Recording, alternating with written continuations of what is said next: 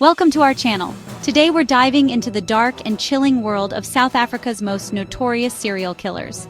These are the stories that keep you up at night, the shadows that linger long after the lights go out. Viewer discretion is advised.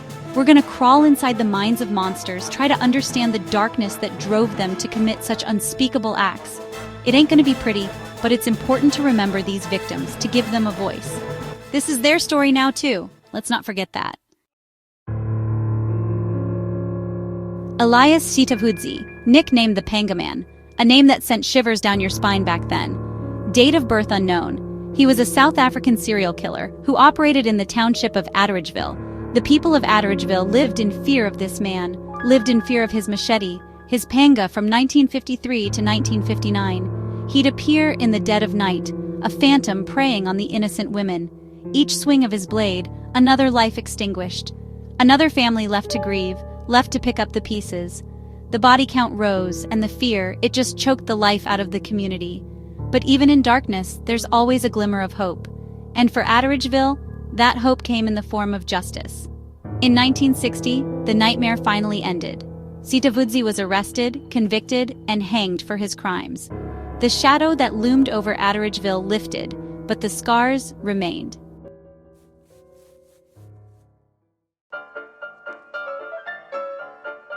We often look to law enforcement for protection, right? They're supposed to be the good guys. But what happens when the very people sworn to protect become the predators? That's the chilling story of Nomia Rosemary Ndlovu. Born in 1978, this former policewoman, she used her position of power not to uphold the law, but to twist it for her own greed. Drowning in debt and with loan sharks on her tail, Ndlovu came up with a plan, a twisted, cold-hearted scheme to cash in on death. Cashing in on life insurance, her own family, her lover. They all became pawns in her game of life insurance fraud. Once she started, she never looked back. 6 souls, extinguished for the love of money.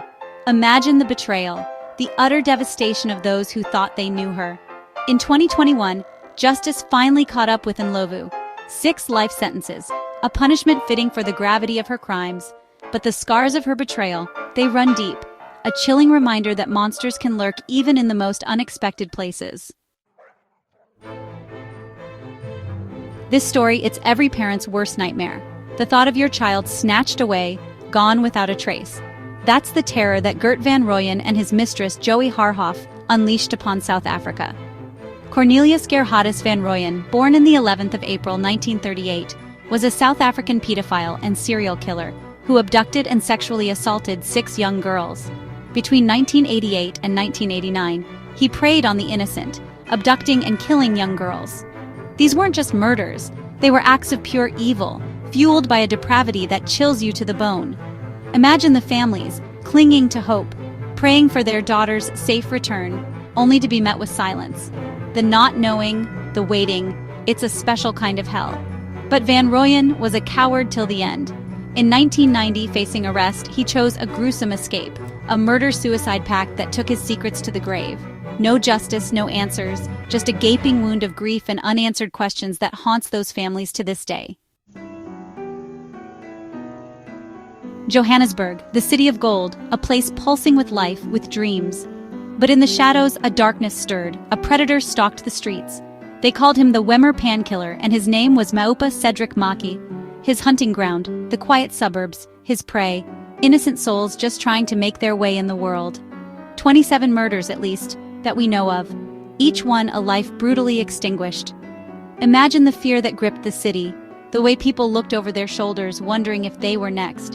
The randomness of it all, it just amplifies the horror. Maki's reign of terror lasted 2 long years, 1996 and 1997. 2 years of fear, of wondering when the nightmare would end. But like all monsters, he made a mistake. In December of '97, the law caught up with him. He was arrested, finally brought to justice. But the scars he left on Johannesburg, on the families of his victims, they run deep. In a world that often feels senseless, some acts of cruelty are just too much to comprehend. David Randitsheni, born in 1964 or 65, was a South African rapist and serial killer. With 10 counts of murder, 17 rapes, 18 kidnappings, and 1 count of indecent assault. These aren't just numbers, they're lives shattered, families torn apart. His hunting ground was Humansdorp, a small town in the Eastern Cape, a place where people knew their neighbors, where children played in the streets. But Randitsheni, he brought the darkness with him. He preyed on the vulnerable, his crimes fueled by a rage, a hatred that defies explanation. The details of his crimes, they're too horrific to recount here. But know this, the man was a monster, his humanity lost somewhere along the way. In 2009, he was sentenced to 16 life sentences, plus 220 years. A small comfort, perhaps, knowing he can never hurt anyone again. But the scars he left on Humansdorp, on those he brutalized, they'll never truly heal. The farmlands of Philippi, Cape Town, a place of hard work, of simple living. But in 2005, a darkness descended upon this community, a darkness named Jimmy Makeda. For 9 long months, this psychopath terrorized the area, targeting farm laborers, men and women just trying to earn a living. 16 murders, 19 rapes, each one a life shattered, a family torn apart. Imagine the fear that gripped the community, the way the simplest act, like walking home from work, became fraught with danger. The sun, once a source of warmth and comfort, now cast long, menacing shadows. Makeda, they say, he took pleasure in the suffering of others. His crimes, they weren't just acts of violence, they were calculated displays of cruelty. In 2007, justice finally caught up with him. Makeda was convicted and sentenced to life in prison. But the scars he left on the Philippi farmlands, on the families of his victims, they run deep, a chilling reminder of the darkness that can lurk even in the most idyllic of settings. They called her the Black Widow, and for good reason. Daisy de Melker, born in June 1886, was South African nurse serial killer. She used her knowledge not to heal, but to harm. Imagine your own family, the people you trust most in the world, taken out by your own hand. That's the chilling reality of de Melker's crimes. Accused of poisoning 2 husbands for their life insurance, she was a master manipulator, a woman who used her charm to mask her deadly intentions.